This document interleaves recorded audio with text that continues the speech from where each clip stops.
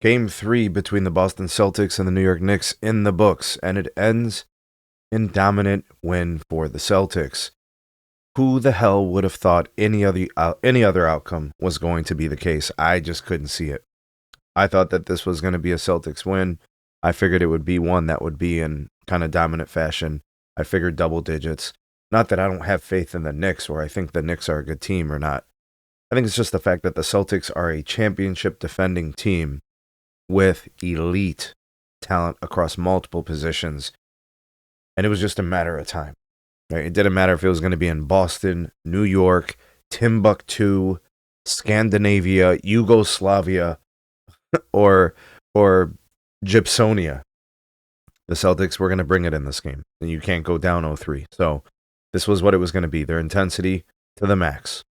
All right. This game showed that the Celtics are indeed actually a good offensive team. When the ball moves, they get the clean looks and take good shots. All right, so they did take 43 pointers tonight, and they made 48% of them. Or excuse me, 58% of them. They shot 48% from the field. Much better, both of those metrics, compared to their Knick counterparts. The Knicks did a good job of getting to the free throw line, but they only shot like 68% from the free throw line. You got to do a little better than that. Rebounding, the edge slightly to the Knicks. Offensive glass, +5 to the Knicks.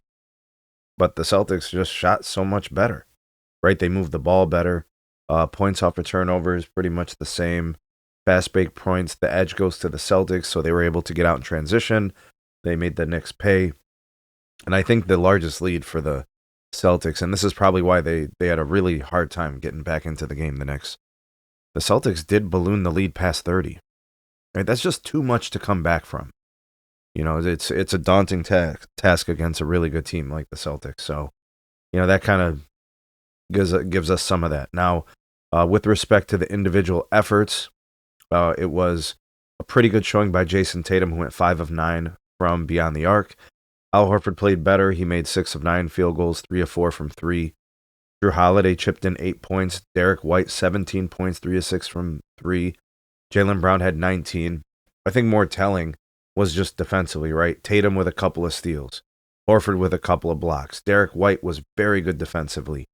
And then off the bench, Peyton Pritchard, 23 points, man. This guy comes off the bench, makes 5 out of his 10 3-pointers, and then also chips in 4 rebounds, including 2 offensive, and gets a steal. He's just fantastic.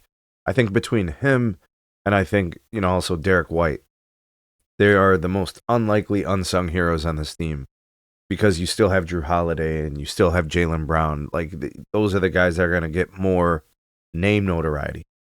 But Derek White, I mean, he just does all the little things, right? And he's just so tough and able to play both sides of the ball so very well. And Pritchard, he's been amazing. And then for the Knicks, you didn't get anything. Bridges, 12 points, not bad. OG is on a slump. That's 2 points for him. 1 of 6 from the field. That's not going to get it done. They needed more from Cat tonight. They got 21 points, but it was mostly earned at the free throw line. He shot 5 of 18 from the field. 1 of 5 from 3. That won't get it done. Brunson, 27 points. Not really all that efficient. He did provide a 7-assist game. He did have 4 turnovers. That's got to get cleaned up. The bench, really, you didn't get much there. Got some extra run for some guys in McBride and Mitchell Robinson. But man, the Knicks just didn't have it. They weren't able to match the intensity of the Celtics. Look, I don't know who was predicting a Knicks win in Game 3 to go up 3-0 against the Celtics. Those people, in my opinion, were crazy to talk like that. I just didn't see it. I didn't see the Celtics losing Game 3 to go down 0-3. I didn't see the Cavs going down 0-3 in Game 3. I figured both teams were going to win, and probably in dominant fashion, and that's what happened. And that's what you can expect. A team is not out of a series because they lose the first 2 games. Yeah, it doesn't look good. Yes, the optics are bad. But the Celtics won a championship last year. They are returning the same roster.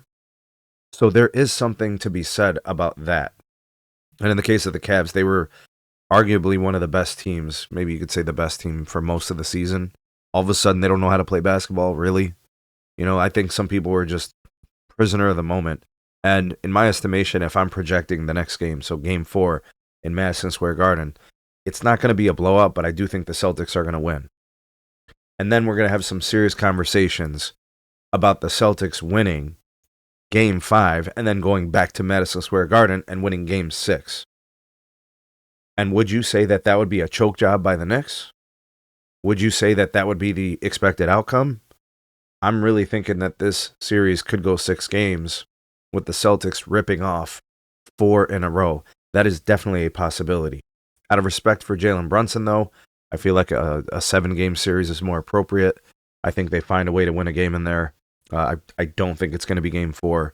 I think the Celtics pull off a close victory, but I do think they can win Game 6 and force a Game 7 in Boston, where ultimately I think they lose and the Celtics go to the Eastern Conference Finals. And that's kind of how I see the Pacers and Cavs too. But let me know what you guys saw today in this game.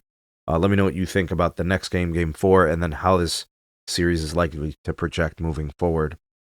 Can't sleep on the champs. Don't want to do it.